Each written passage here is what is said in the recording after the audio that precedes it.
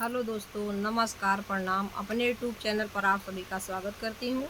आज आप लोग के बीच बहुत प्यारा, बहुत सुंदर नाच गीत लेके आए हैं दोस्तों। कहारवा नाच गीत है। आप लोग गीत को सुनना और ज़्यादा से ज़्यादा अपना प्यार दुलार देना।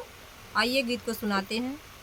बन बीचे बोलत है सियार छोटी नदी, बन बीचे बोलत है सियार छोटी नदी, सियार छोटी नदी, सियार छोटी नदी, बन बीचे बोलत है सियार छोटी नदी, बन बीचे बोलत है सियार छोटी नदी, जाई जगाओ अपने ससुर के, जाई जगाई हम अपने ससुर से, सासु मोरी कर टकरार छोटी ननदी, सासु मोरी कर टकर। बन बीच बोलत है सियार छोटी ननदी, सियार छोटी ननदी, सियार छोटी ननदी, बन बीच बोलत है सियार छोटी ननदी, बन बीच बोलत है सियार छोटी ननदी, जाई जगाई अपने हम जेठ जी के, जाई जगाई अपने ही जेठ जी के, जेठनी करेली टकरार छोटी ननदी, जेठनी करेली टकरार छोटी ननदी, टकरार छोटी ननदी, टकरार छोटी ननदी, जेठनी करेली टकरार छोटी ननदी, जेठनी करेली टकरार छोटी ननदी, बन बीचे बोलल सियार छोटी ननदी, बन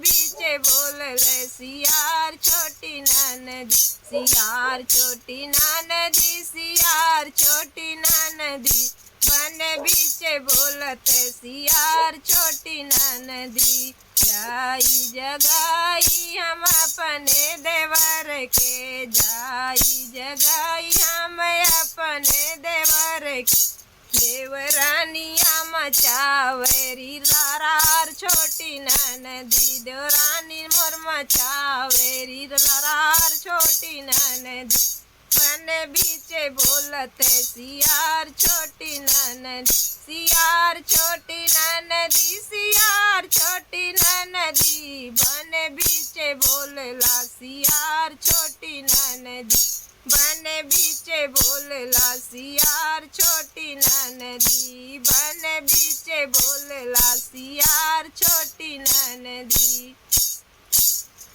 उड़त चिड़ैया कहे मारा बेईमन, उड़त चिड़ैया कहे मारा बेईमन, मारा बेईमन हो मारा बेईमन, मारा बेईमन हो मारा बेईमन,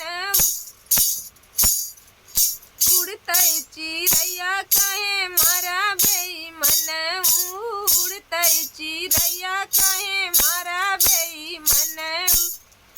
बागों में मारा बगीचा में मारा, बागों में मारा बगीचा में मारा, नेबुला के बीच कहे मारा बेईमन, नेबुला के बीच कहे मारा बेईमन, उड़त चिड़ैया कहे मारा बेईमन, उड़त चिड़ैया कहे मारा बेईमन, उड़त चिड़ैया कहे मारा बेईमन, कुआना पे मारा जगतिया पे मारा, कुआना पे मारा जगतिया पे मारा, घैला के बीच कहे मारा बेईमन, घैला के बीच कहे मारा बेईमन, उड़त चिड़ैया कहे मारा बेईमन, उड़त चिड़ैया कहे मारा बेईमन, उड़त चिड़ैया कहे मारा बेईमन, ताला पे मारा महला पे मारा, दो महला पे मारा, महला पे मारा,